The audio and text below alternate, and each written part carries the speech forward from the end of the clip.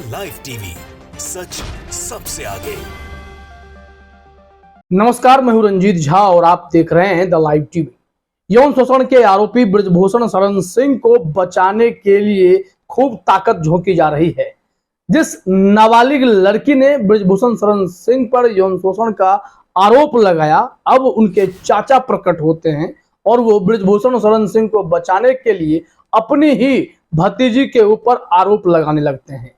लेकिन जैसे ही उनका प्रेस कॉन्फ्रेंस होता है और वो गंभीर आरोप लगाते हैं, उसके साथ ही इन चाचा जी का भी पूरा चिट्ठा खुलने लगता है और वो एक्सपोज हो जाते हैं।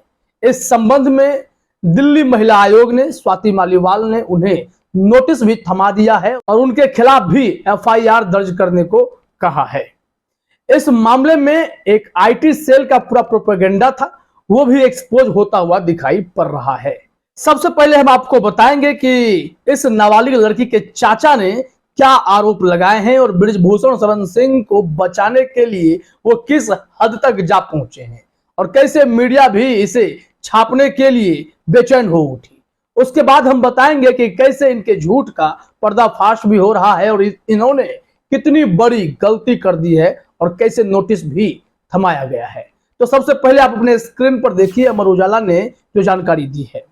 रेसलर्स प्रोटेस्ट, क्या बृजभूषण के खिलाफ रची गई साजिश, जिस नाबालिग को बताया पीड़ित, उसके चाचा का बड़ा खुलासा। अमर उजाला का हेडलाइन है। ये लोग तुरंत में सामने आ जाते हैं यह बताने के लिए कि बृजभूषण शरण सिंह कितना पुण्यात्मा है और कैसे इन्हें फंसाने की कोशिश हो रही है। सार में देखिए क्या लिखा गया है। नाबालिग पहलवान के चाचा ने आरोप लगाया कि उत्पीड़न का आरोप लगाकर दिल्ली में प्रदर्शन करने वाले कुछ खिलाड़ी दरअसल बड़ी साजिश कर रहे हैं। वे जातिवाद बढ़ाने के साथ भावुक होकर और आंसू दिखाकर खापों तक को गुमराह कर रहे हैं। इतना ही नहीं, जब हमने इस खबर को देखा तो इनके चाचा जी के मुताबिक वो लड़की नाबालिग भी नहीं है। इस तरीके से वो प्रेस कॉन्फ्रेंस कर बता रहे हैं। अपने ही परिवार की बेटी को लेकर एक राजा हरिश्चंद्र बनने की कोशिश में सामने आए हैं, सच बयानी कर रहे हैं। लेकिन ये सच बयानी नहीं था, ये एक प्रोपेगेंडा था। बृजभूषण शरण सिंह को बचाने के लिए ये चाचा जी टूल किट के रूप में इस्तेमाल होने लगे हैं। इस संबंध में जो जानकारी सामने आई है वो जरा अपने स्क्रीन पर देखिए कि ये आरोप क्या लगा रहे हैं और फिर इस पर सच्चाई क्या है। इस मामले में अमर उजाला ने लिखा है कि यह सनसनीखेज खुलासा नाबालिग के चाचा ने किया है। उन्होंने पहलवानों के आरोप से एकदम उलट तथ्य सामने रखे हैं।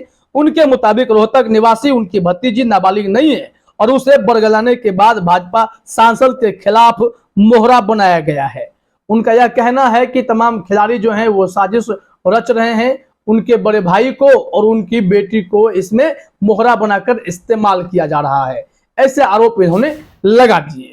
चाचा जी ने कहा कि हमें भी साजिशकर्ता अपने साथ मिलाना चाहते थे लेकिन वो नहीं मिले। अब आते हैं कि इनके मामले का दूसरा पहलू क्या है। जो एक आईटी सेल का प्रोपेगेंडा होता है, ठीक उसी तरीके से ये चाचा जी भी सामने आ गए और सामने आकर खुद ही बहुत बड़ी गलती में फंसे हैं। तो जरा देखिए अपने स्क्रीन पर आईटी सेल टूल किट में क्या एक्सपोज हुआ है। इस संबंध में डीयू जाट स्टूडेंट्स यूनियन ने एक ट्वीट किया है। इसमें दो उन्होंने तस्वीरें भी शेयर की हैं। एक में लिखा हुआ है, पीड़िता के पिता बोले मेरी बेटी नाबालिग, कैंप के दौरान हुआ था उत्पीड़न, बृजभूषण के खिलाफ बोलने से लगता था डर। और उसके बाद फिर उन्होंने एक गैजेट शेयर किया है कि जब पॉक्सो एक्ट का मामला होता है तो उसमें क्या क्या टर्म्स एंड कंडीशन है कि किसी भी सूरत पर नाबालिग लड़की की सुरक्षा का इंतजाम करना होगा और इसमें कोई भी ऐसी बातें पब्लिक डोमेन में नहीं हो जिससे उस नाबालिग लड़की की पहचान उजागर हो। उस लड़की के बारे में कुछ भी इस तरीके की बयानबाजी नहीं करना है खुले तौर पर। अगर किसी को कोई बयान देना है तो वो बिल्कुल ही गोपनीय होंगे। अब ऐसे में इन्होंने ही शेयर किया है पूरी बातों को कि false IT cell propaganda exposed, must read. IT cell वाले दावा कर रहे हैं कि बृजभूषण के खिलाफ शिकायत देने वाली नाबालिग बच्ची के चाचा ने झूठ का पर्दाफाश कर दिया। अब उन्होंने पॉइंट वाइज समझाना शुरू किया है। पहला पॉइंट, चाचा के लड़की के परिवार से रिश्ते खत्म हैं। परिवार में आपसी विवाद है। दूसरा, इस चाचा के साथ लड़की रहती नहीं तो इसे क्यों वो यौन शोषण के बारे में बताएंगी। तीसरी बात, यह चाचा 38 दिन बाद कहां से निकल कर आए। चौथा सवाल भी देखिए, इस चाचा ने नाबालिग बच्ची की पहचान उजागर कर पॉक्सो एक्ट में अपराध किया है। पांचवा पॉइंट, इस चाचा के किसी राजनीतिक पार्टी या नेता से संबंध, क्या कोई लाभ मिला, इसे यह जांच का विषय है। अब इसमें देखिए कि पॉक्सो एक्ट का जब उल्लंघन हुआ तो स्वाति मालीवाल महिला आयोग की अध्यक्ष हैं दिल्ली वाली, उन्होंने भी इसमें नोटिस जारी किया है। अब इनके बाद जो सवाल और आगे के हैं कि उन्होंने जो डॉक्यूमेंट्स अटैच किए हैं वो क्या कहते हैं।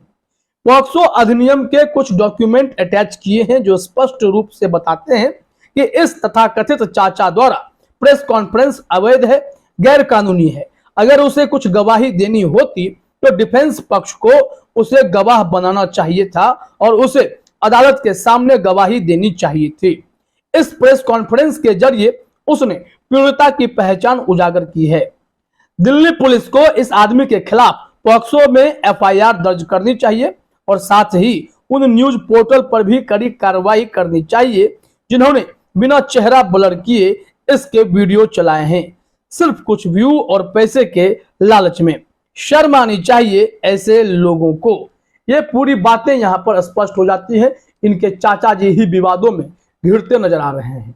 इस संबंध में ब्रिजभूषण शरण सिंह को बचाने की कोशिश में जुटे उस नाबालिग पीड़िता के चाचा जी पर जो नोटिस जारी हुआ है वो भी आप अपने स्क्रीन पर जरा देखिए। न्यूज 24 ने स्वाति मालीवाल के ट्वीट का स्क्रीनशॉट शेयर करते हुए लिखा है, ब्रिजभूषण शरण सिंह विवाद मामले में नया मोड़, नाबालिग पहलवान की पहचान उजागर करने का आरोप। डीसीडब्ल्यू ने नोटिस जारी कर एक व्यक्ति पर एफआईआर की मांग की। वो व्यक्ति खुद को चाचा बता रहा है उस पीड़िता का। ट्वीट में स्वाति मालीवाल ने क्या लिखा था जरा अपने स्क्रीन पर देखिए कि एक आदमी खुद को ब्रिजभूषण के खिलाफ शिकायत देने वाली नाबालिग बच्ची का चाचा बता, उसके कागजात प्रेस में दिखा, लड़की की पहचान उजागर कर रहा है। पुलिस को नोटिस कर रही हूं, इस आदमी के खिलाफ पॉक्सो में एफआईआर हो। क्या इसलिए ही ब्रिजभूषण को छोड़ा हुआ है जिससे पीड़िता पे दबाव बनाया जा सके। क्या ब्रिजभूषण शरण सिंह की गिरफ्तारी इसी कारण से नहीं हो रही है कि वो अपने प्रभाव का इस्तेमाल करके ऐसे ऐसे लोगों को सामने लाकर खड़े करें जो कि यौन शोषण के आरोप से उन्हें बचा सकें और वो गवाहों को गुमराह कर सकें, गवाह को दबाव में डाल सकें ताकि जो लोग प्रदर्शन कर रहे हैं वो गलत साबित हो जाएं और ब्रिजभूषण शरण सिंह सही साबित हो जाएं। फिर पुलिस की भूमिका क्या है, पुलिस ने कभी इस मामले में उस चाचा का जिक्र क्यों नहीं किया। तमाम ऐसे सवाल खड़े हो गए हैं और इससे साफ लगता है कि एक टूल किट काम कर रही है जो ब्रिजभूषण शरण सिंह को बचाना चाहती है। वैसे भी भारतीय जनता पार्टी की तरफ से इस बाहुबली सांसद पर अब तक कोई कार्रवाई नहीं हुई है। जब तक मामला अब अंतरराष्ट्रीय स्तर पर भी पहुंच चुका है, बावजूद इसके भारतीय जनता पार्टी की तरफ से एक उफ तक इस मामले में नहीं की जा रही है। फिलहाल इस वीडियो में इतना ही। आप सभी का हमसे जुड़ने के लिए बहुत बहुत धन्यवाद। द लाइव टीवी, सच सबसे आगे।